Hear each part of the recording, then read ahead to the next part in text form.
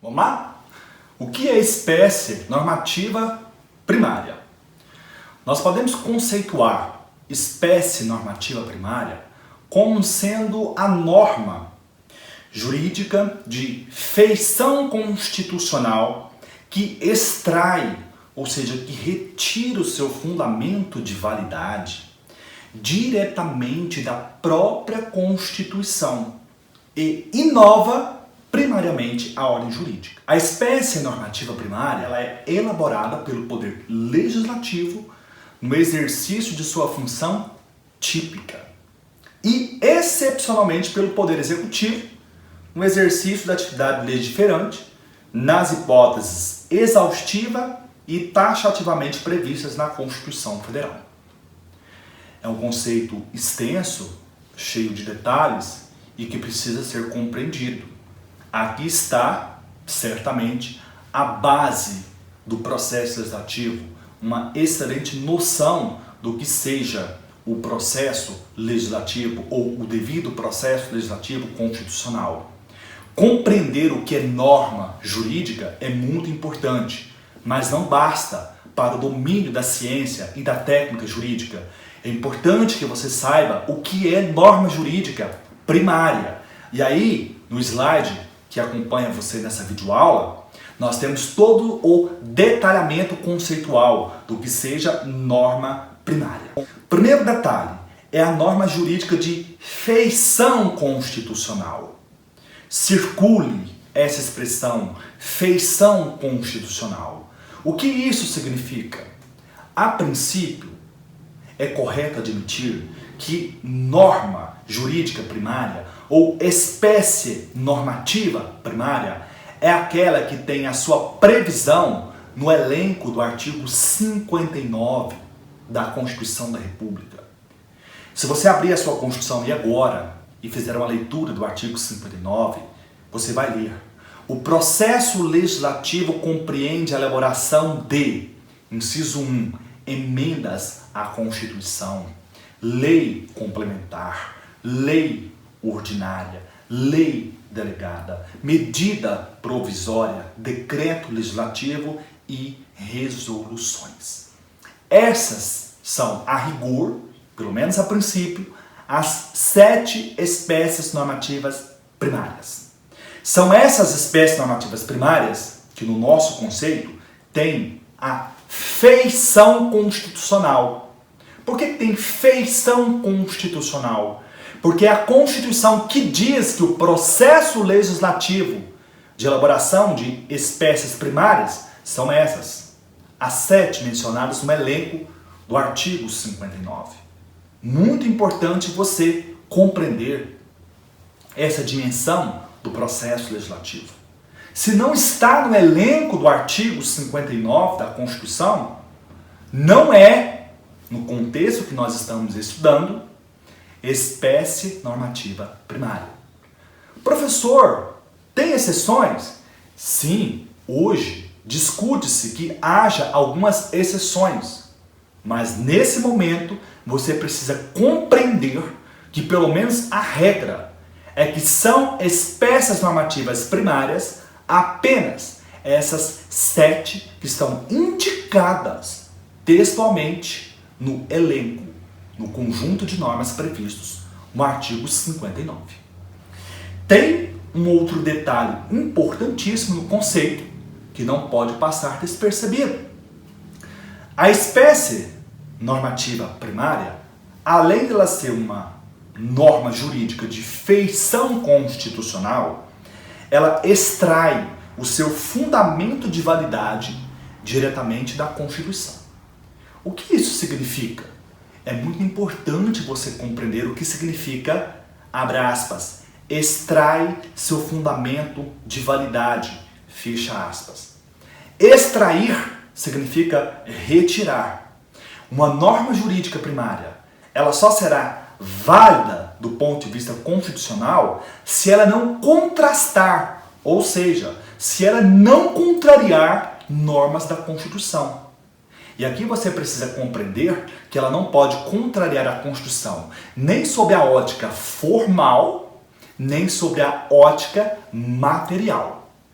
Professor, o que significa inconstitucionalidade formal ou inconstitucionalidade material? Explico. Inconstitucionalidade ou invalidade formal é quando uma norma jurídica de feição constitucional, ou seja, essa espécie normativa primária, ela foi produzida em um processo legislativo que violou as regras de sua produção e sua formação. Simplificando, inconstitucionalidade formal é aquela inconstitucionalidade que está relacionada tão somente aos aspectos do processo legislativo. A Constituição previu, por exemplo, que o quórum era de maioria absoluta e a norma foi aprovada por um quórum de maioria simples.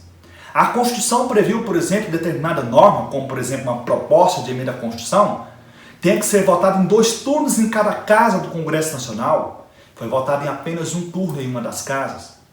A Constituição prevê, por exemplo, que a iniciativa de normas sobre organização e remuneração dos servidores públicos da administração pública no âmbito do Poder Executivo é do Presidente da República. E essa norma, por exemplo, que concedeu aumento a uma determinada categoria de servidores públicos, foi de iniciativa parlamentar. Essas normas, todas que eu exemplifiquei, são inconstitucionais? São inválidas? Sim, elas são inconstitucionais. Elas são inválidas. Mas por quê? Na forma ou na substância? Resposta: na forma. Eu não preciso sequer adentrar no conteúdo da norma para chegar a uma conclusão se ela é ou não inconstitucional. Eu sabendo que se trata, por exemplo, de uma lei complementar aprovada por um quórum de maioria simples ou relativa, eu tenho a plena convicção de que se trata de uma norma inconstitucional, por força do artigo 69, que diz que lei complementar será aprovada pelo quórum de maioria absoluta. Então percebam, uma norma ela pode ser inconstitucional tanto sob uma ótica formal quanto sob uma ótica material. Ela será formalmente inconstitucional quando violar regras do processo legislativo de sua formação. Professor, e quando que uma norma será materialmente inconstitucional? Uma norma será materialmente inconstitucional quando o seu conteúdo, a sua substância, a sua matéria, violar valores, regras e princípios constitucionais. Por exemplo, uma norma que, inovando o direito penal, preveja prisão de morte, prisão perpétua, seria materialmente inconstitucional. Uma norma de direito penal que previsse, por exemplo, que a maioridade penal seria de 16 ou 17 anos. E aqui eu não estou discutindo se é possível ou não reduzir a maioridade penal. Se isso for possível, mesmo quem defende essa possibilidade, não há dúvidas que isso deve ser feito por meio de proposta de emenda à Constituição. É necessário alterar o artigo 228, tá? Que prevê explicitamente que são inimputáveis os menores de 18 anos sujeitos à legislação especial. E percebam, para finalizar esse tema, que uma norma pode ser simultaneamente inconstitucional, tanto por violar o processo legislativo de sua formação, quanto por contrastar valores, princípios e regras constitucionais. E mais, grave essa informação. Não existe, conforme a jurisprudência do Supremo Tribunal Federal, desde o início da década de 90, o Supremo firmou esse posicionamento e mantém ainda. Não existem normas constitucionais inconstitucionais. Professor, eu não entendi. As normas constitucionais originárias, aquelas que foram elaboradas pelo Poder Constituinte originário, elas não podem ser declaradas inconstitucionais em razão do princípio da unidade da Constituição. No Brasil, diferentemente da Alemanha, não se adota aqui entre nós a possibilidade de uma norma da Constituição que tenha sido produto da atividade do Poder Constituinte originário ser declarada inconstitucional. Lá na Alemanha, um doutrinador conhecido, Otto Bachov, ele defende essa possibilidade.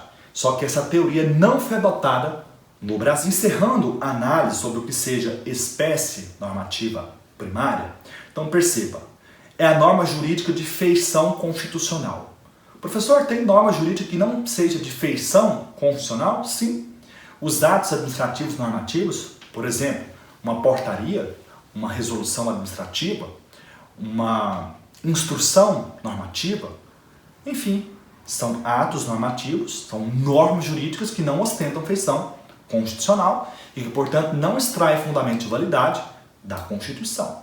Para finalizar essa aula, é importante que você saiba que as regras de processo legislativo que estão previstas na Constituição da República são de absorção compulsória, ou seja, as constituições dos Estados-membros, as leis orgânicas do Distrito Federal e dos municípios deverão obrigatoriamente reproduzir essas normas em seus respectivos estatutos, sob pena de inconstitucionalidade. Agora percebam, tão somente as regras de processo legislativo que estão previstas na Constituição. Nós temos muitas regras de processo legislativo que estão previstas, por exemplo, nos regimentos internos da Câmara dos Deputados, do Senado Federal, do Congresso Nacional. Essas regras que estão previstas exclusivamente nos regimentos internos dessas casas não precisam ser reproduzidos nas constituições estaduais e nem nas leis orgânicas do Distrito Federal e dos municípios.